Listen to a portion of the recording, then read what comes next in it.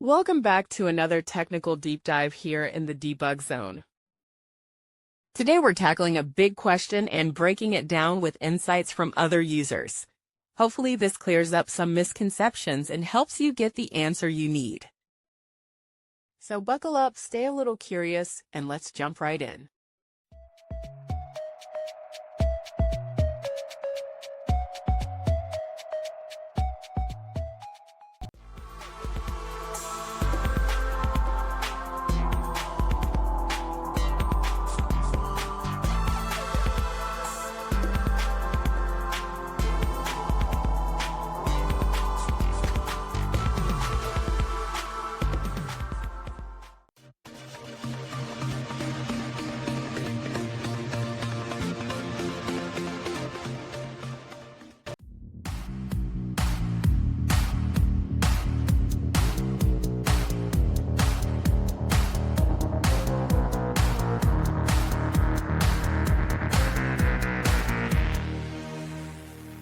And that's a wrap.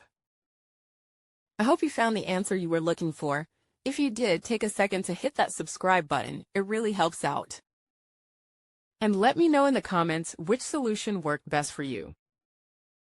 See you next time in the debug zone.